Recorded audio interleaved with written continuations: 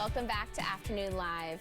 Okay, the 90s are back, and not just in fashion, but in home decor as well. So here to share easy ways we can incorporate some of the latest trends in our homes, we welcome back Realtor and home design expert Tegan Enloe. Great to see you. Oh, it's so good to see you too. Okay, so we got to kind of spell out what we're talking about here. Yes. This is a 90s rom-com, Nancy Meyers paradise. Yes, 100%. We've grown up in our houses, right? We've like gone through our minimalist and then through our farmhouse phases. Okay. And now we're taking it back to some of our classic movies from the 90s that just invoke like a sense of comfort and home.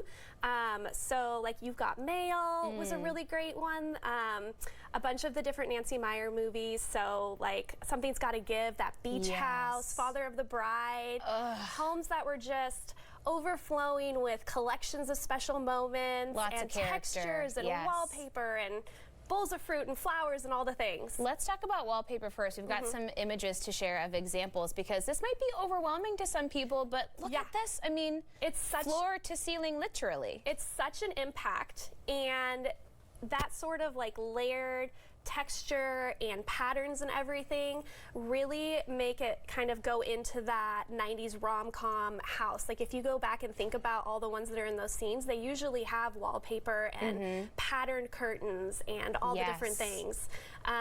Lots of color too. Oh, look at that. I know. Wow. That's one of my favorites. I am still trying to figure out where I can put that in my house. Yeah, talk about impact. Yeah, it really does. And in some cases, depending on the wallpaper you pick, you can do a print or you can do a mural wallpaper. Okay. And then your whole wall becomes like its own standing piece of art. That's very cool. Let's talk about some of the pieces that you've brought here. What do we got going on this end? Okay, so another big trend that we have in this sort of like movement back to like comfy, welcoming homes is art and gallery walls. Okay.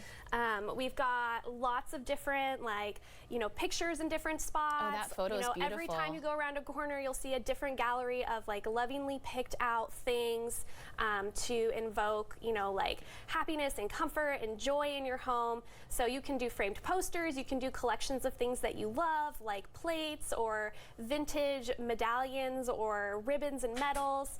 I brought some of these different art pieces. These wouldn't necessarily all go together in the same gallery, but I really love the colors and the textures of them. So we've got a bunch of different like acrylics here with flower designs on them. I love this little like dog one over here. So cute. And it's just about adding bright, vivid colors and textures to your home. Yeah, and don't be afraid. Yeah, it's a maximalist. It's not worrying about, being too crowded or too this or too that or too much. Yeah. Just like lean into the too much. Which, speaking of, we have collections of things. Yes. So another big aspect or concept of that is having things in your home that are specific to you, right? So if you had a bookshelf, right, that was full of a bunch of things, it would be easy to go to, some sort of department store and be like, oh, I'll grab, some vases that look like they coordinate. But the vases aren't necessarily special to you. Okay.